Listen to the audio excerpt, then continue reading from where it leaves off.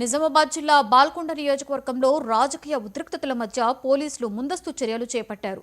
Gulf బాధితుల విషయంలో ప్రభుత్వం నిర్లక్ష్యం వహిస్తోందని, గల్ఫ్ బాధితుల సమస్యలను ప్రభుత్వం పట్టించుకోవడం లేదు అంటూ మాజీ మంత్రి ఎమ్మెల్యే వేముల ప్రశాంత్ రెడ్డి చేసిన వ్యాఖ్యలకు కాంగ్రెస్ పార్టీ వేల్పూరులో కనువిప్పు కార్యక్రమాన్ని నిర్వహించేందుకు సిద్ధమైంది.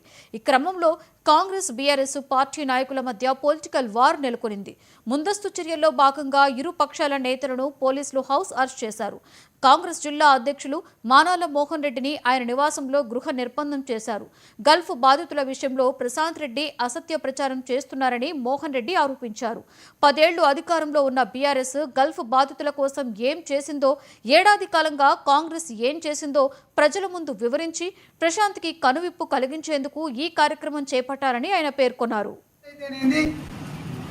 బీసీ బంద్ అయితేనేది, మైనార్టీ బంద్ అయితేనేది,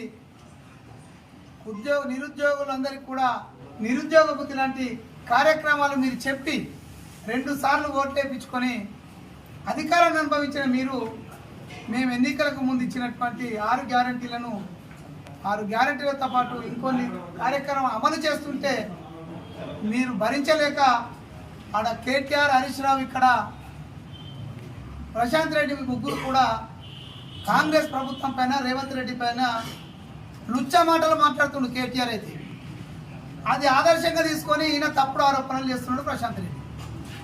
అందుకే మేము ఇవాళ ఏం చెప్పినామంటే, రండి మీరు చర్చకు. మీరు ఇస్తున్న డబుల్ బెడ్రూమ్లు ఎన్ని ఇచ్చారు 10 సంవత్సరాలలో? మేము ఇస్తామన్నా ఇందిరా మిల్లు ఇచ్చినాము ఈ 1 సంవత్సరంలో.